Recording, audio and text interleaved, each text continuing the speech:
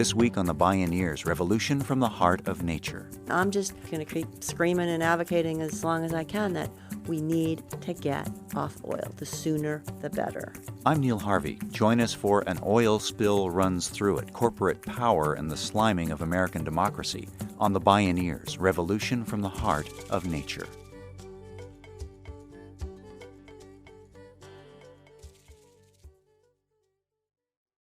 Some historians say the modern environmental mass movement was ignited by an oil spill. In January 1969, more than 3 million gallons of toxic crude oil surged upward from a crack in the ocean floor resulting from the Union Oil Corporation's drilling. A thick, slimy sludge stained the sparkling beaches of Santa Barbara, California. Television history was made when the public gasped at the iconic images of thousands of oil-soaked birds dying helplessly on the sand. Hundreds of miles of ocean were tinged by the suffocating black sheen. Outraged citizens demanded the government of, by, and for the people take action to protect the natural beauty and health of their country from sea to shining sea. Public outrage over the disaster triggered the first Earth Day. In April 1970, 20 million Americans took to the streets.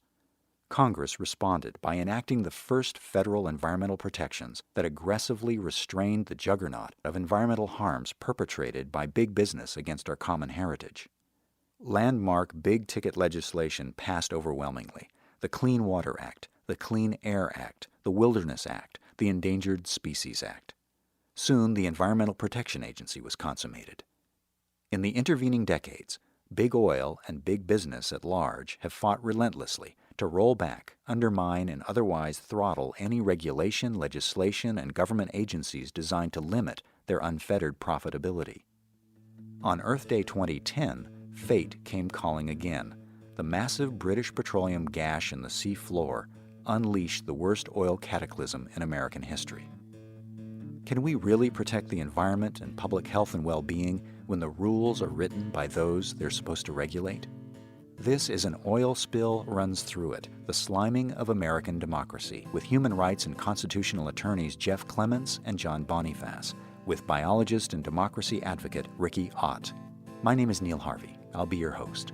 Welcome to the Bioneers, Revolution from the Heart of Nature.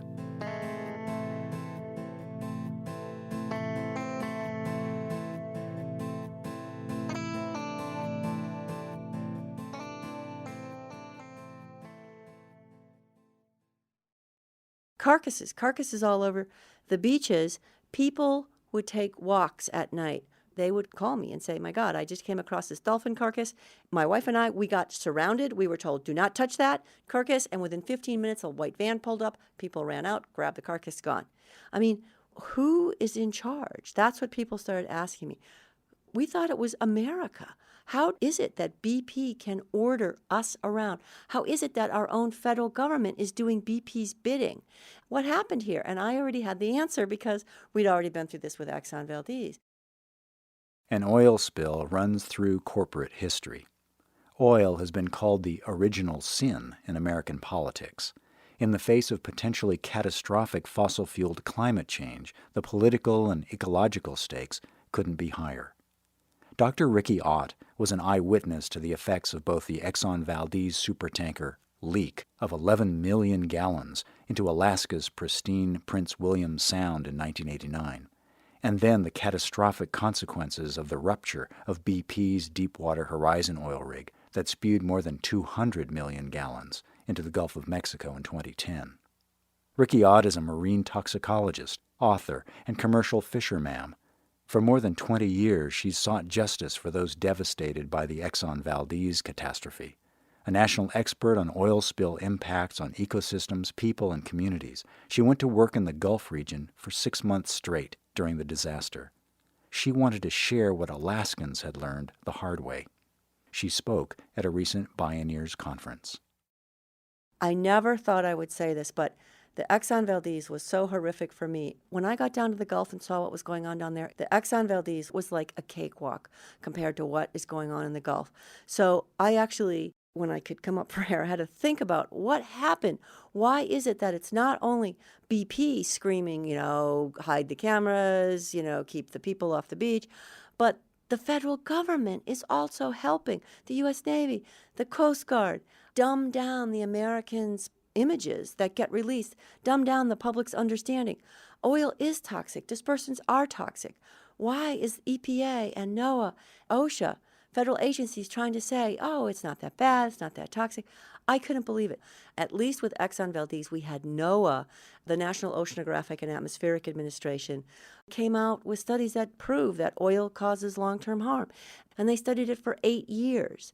The Gulf oil spill occurred at the same season as the one in Prince William Sound, the Exxon Valdez, in that it was at the beginning of the summer where everything is spawning and birthing, and it's the season of life and young things.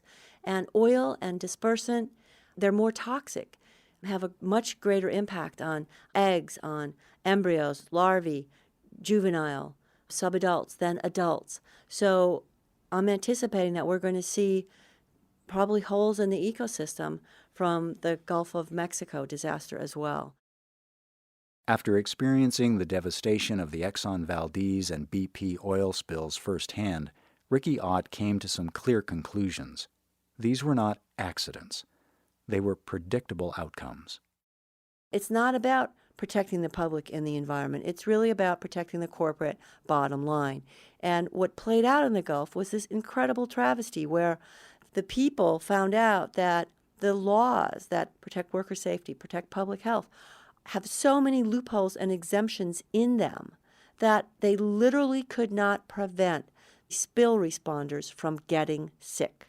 The laws literally could not prevent that because the corporations, BP and others, have driven big exemptions into, if it's a cold or a flu, you don't have to report it.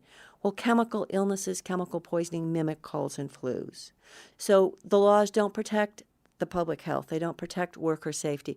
They certainly didn't protect the environment. Instead, what I saw in the Gulf were 5 federal agencies working very hard to find no oil in the water quality samples, no air quality problem, no problem with the seafood. The Gulf is safe. We can reopen the fisheries. It's all over, like within 2 weeks of the well being capped. It's all over. It certainly wasn't. The ocean was full of oil. And so for me, this was actually my scariest moment, realizing that our president is swimming in the Gulf. It's a total public relations gimmick for the corporations and the economy that apparently is more important than people's health, social wealth, and the environment. Riki Ott knew better than to buy the official story. Her Alaskan experience was déjà vu all over again in the Gulf. In her beloved Prince William Sound, sea life was devastated. Up to 500,000 seabirds died, along with some 5,000 sea otters, 300 harbor seals, and billions of vulnerable young salmon and fish eggs. Our ecosystem collapsed 4 years after the Exxon Valdez oil spill, and that was because the young of the year didn't make it. Prince William Sound ecosystem has still not fully recovered to this day.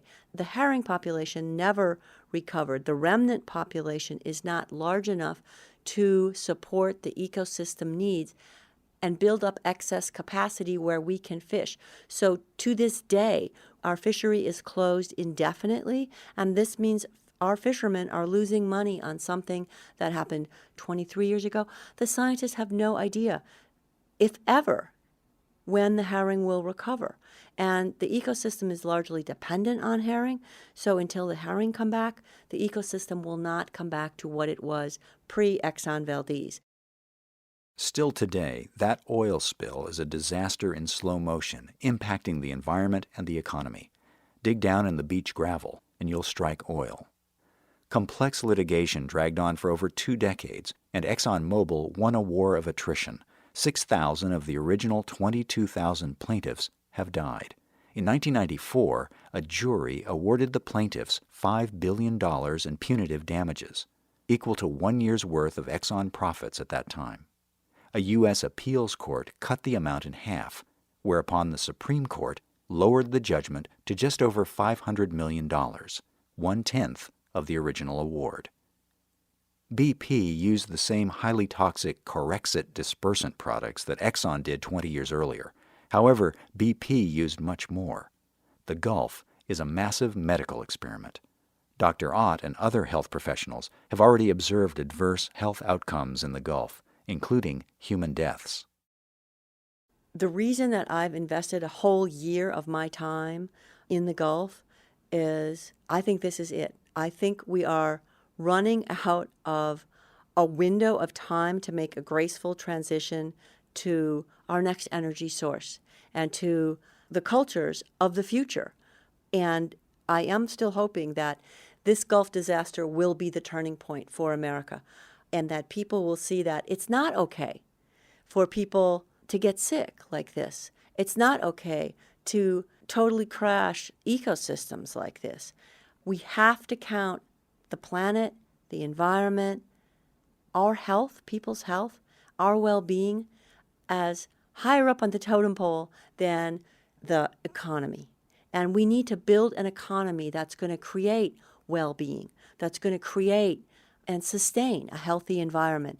And if we don't take advantage of disasters like what happened in the Gulf and put everything we've got into having this be our megaphone for transition, then we're basically dooming our children and our grandchildren. And I'm just not ready to throw in the towel. And I'm just going to keep screaming and advocating as long as I can that we need to get off oil. The sooner, the better. The transition to renewable energy and clean technologies is inevitable. Yet there's little doubt that big oil will continue to delay that transition as long as possible to wring every last penny of profit from fossil fuels. As Riki Ott asks, how can American citizens really solve this environmental crisis without addressing the role of corporations in a democracy? When we return, what can citizens do about big oil's stranglehold on American politics? This is An Oil Spill Runs Through It, the sliming of American democracy. I'm Neil Harvey. You're listening to the Bioneers, Revolution from the Heart of Nature.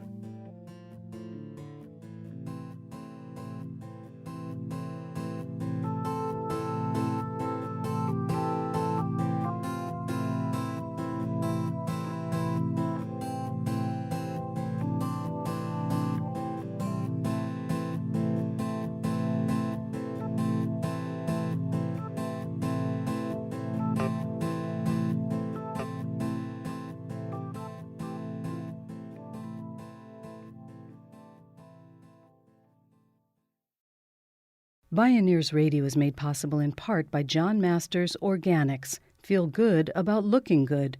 Learn more at johnmasters.com. To explore more Bioneers radio shows and conference videos for free, visit Bioneers.org. Poll after poll shows that the American public believes big business simply has far too much influence on government.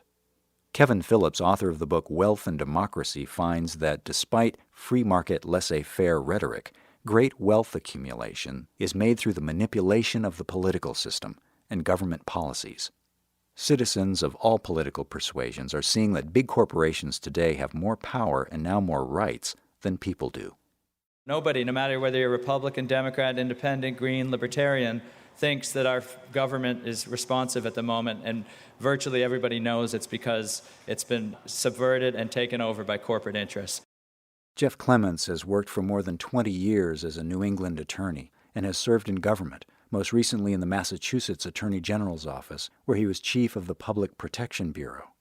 With John Bonifaz, he co-founded Free Speech for People, a campaign to overturn the corporate subversion of democracy. He spoke at a Bioneers conference with Dr. Riki Ott and John Bonifaz. Bonifaz is an attorney who for more than 20 years has worked on voting rights and democracy concerns, first as the founder of the National Voting Rights Institute and then as the legal director of Voter Action. They all agree that since the first Earth Day in 1970, corporations have waged a concentrated, coordinated, and very well-funded campaign for corporate constitutional rights, a campaign that reached its apex with Citizens United versus Federal Election Commission, a seismic case on which the Supreme Court ruled in 2010. Citizens United goes to the very heart of democracy, the right of all of us to have a vote in a clean election.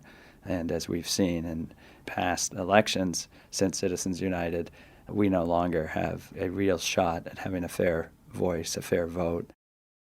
In January 2010, the Supreme Court ruled by a narrow 5-4 vote on Citizens United that corporate funding of so-called independent political broadcasts in candidate elections cannot be limited. The ruling struck down a century-old ban on corporate spending in elections, calling it free speech under the First Amendment. Up until this highly controversial ruling, the Bipartisan Campaign Reform Act of 2002 prevented all corporations, for-profit, non-profit, and unions from broadcasting, quote, electioneering communications. One reason was to prevent corporations from using their enormous financial firepower to influence the results of an election by mentioning the name of any candidate on air in the run-up to an election. Then a partisan nonprofit corporation, calling itself Citizens United, demanded the right to use corporate funds to air what the Supreme Court considered a feature-length advertisement attacking Hillary Clinton during the primary election in which she was running for president. The Supreme Court upended all prior law and precedent when it sanctioned corporations to spend unlimited amounts of money on political advertising. Free speech suddenly became incredibly expensive. Again, Jeff Clements. The First Amendment right of free speech means that corporate money has to be unfettered to influence the outcome of elections. Now, that's a devastating conclusion for democracy, and it's a conclusion that is utterly at odds with our history, with our Constitution, and with any hope going forward of a successful self-government of free people. Clements asserts that Citizens United is probably the most activist court decision in the history of the Supreme Court. John Bonifaz agrees. And it will go down in history as one of the most egregious rulings of the Supreme Court. It will be among those cases that will be recognized in years to come as a ruling that should never have happened. One of the arguments that Justice Kennedy makes is that corporations are merely associations of people who need to also be protected under the First Amendment. That claim, if it was presented in a class in law school around corporations or corporate law, would never pass any kind of test, any exam. It's well understood that voluntary, unincorporated associations of people are one thing. But when you seek to be chartered by the state, to be a corporation, you are no longer just an association of people. You are a state-based entity with state-based advantages that you and I do not have. Limited liability, perpetual life, the ability to aggregate wealth and distribute wealth. And for that reason, it's always been understood prior to this ruling that we control whether or not these corporations have ability to spend their money in the political process, that we are the ones who oversee corporations, not vice versa. Attorney Jeff Clements deconstructs the Citizens United case and outlines the chilling effect it is having on political issues such as health care reform. When you read Justice Kennedy's decision, it is surreal. He never says what is a corporation, let alone provides an answer. Instead, it's like a train wreck of metaphor. You have the associations of people, voices, and lots of voices are referred to. And then at one point he even describes a disadvantaged class of persons. And what he is referring to is corporate America, who are not a disadvantaged class, and they're not persons. So it really is a surreal decision. It's an embarrassing decision, frankly. It would have been embarrassing for a law student to write that kind of explanation of what the case was about.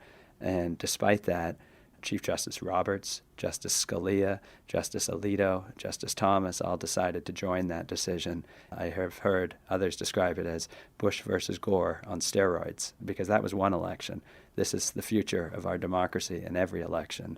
And it was unfortunately, essentially a power grab away from the people to corporate America. The top Fortune 100 companies, for example, made $600 billion in profits in 2008. If they spent merely 2% of those profits that election year, it would be double the amount spent on all presidential campaigns combined. So if you are a congressman, if you are a state representative, if you are a senator of the United States, if you are president of the United States, you now have to think about when the lobbyist from corporate America walks into your office and says, gee, we'd like your help on, maybe it's mountaintop mining, blowing mountaintops off in Appalachia and turning them into coal mines. Maybe it's whether we're going to have climate destabilization remedies. Whatever it is, you know that they have a war chest of billions of dollars if you don't give them that, quote, help, unquote, or if you decide to try to get something done for the public.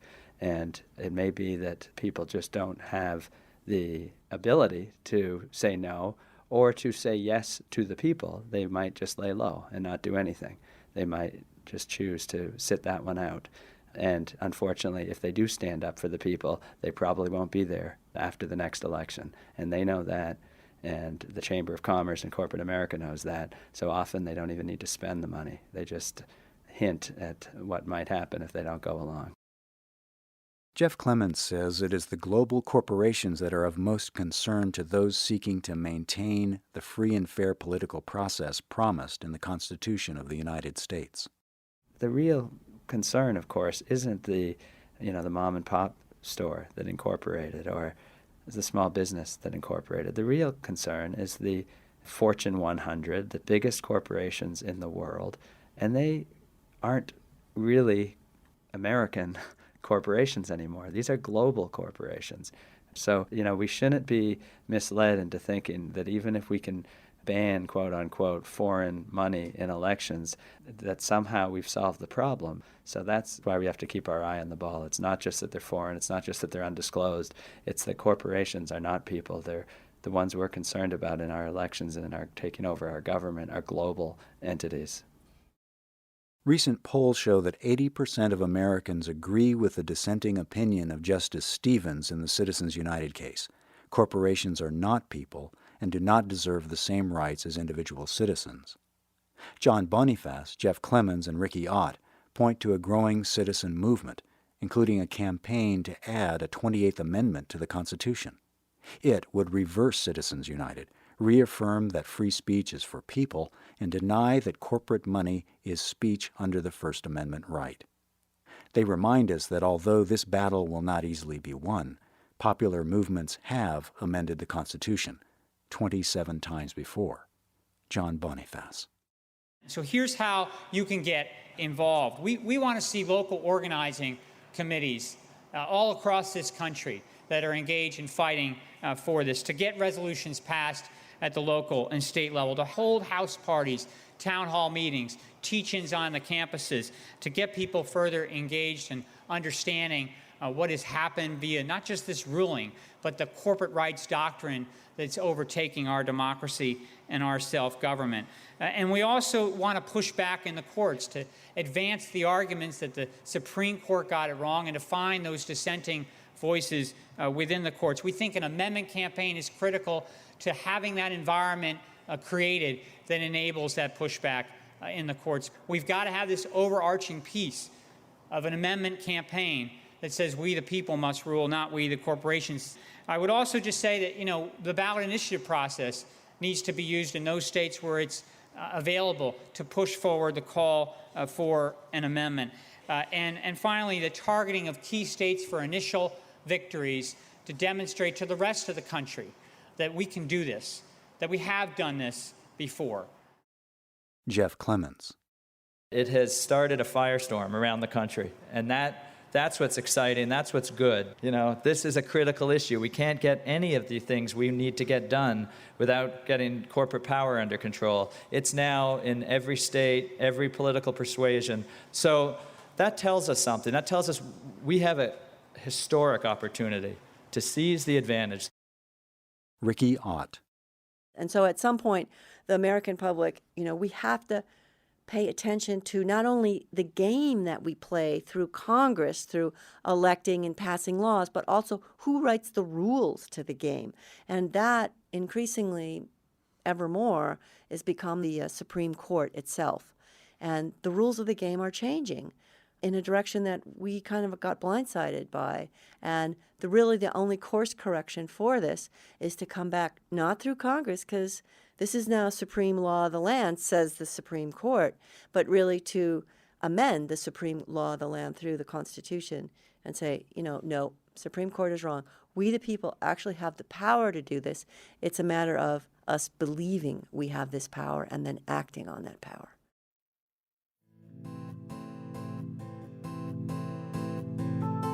An oil spill runs through it, the sliming of American democracy.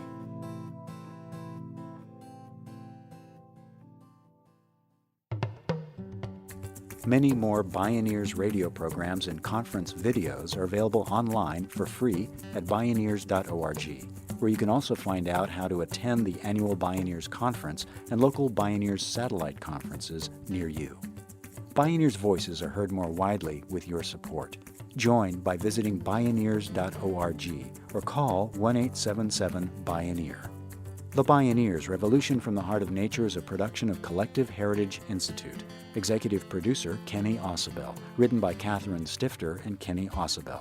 Senior producer, Neil Harvey. Managing producer, Stephanie Welch. Production management, Aaron Leventman and Chuck Castleberry.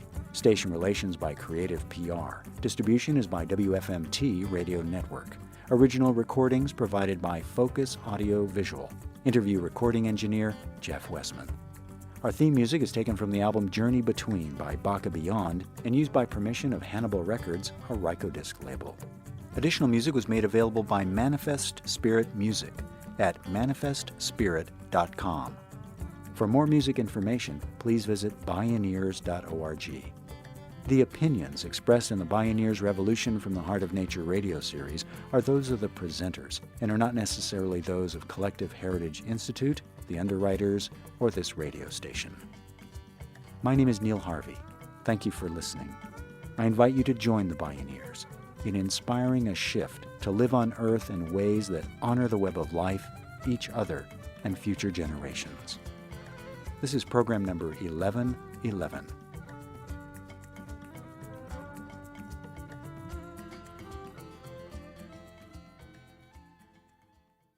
This program was made possible in part by Organic Valley Family of Farms, organic and family-owned since 1988. Learn more at organicvalley.coop. Also by Park Foundation, dedicated to heightening public awareness of critical issues, as well as by the generous support of listeners like you.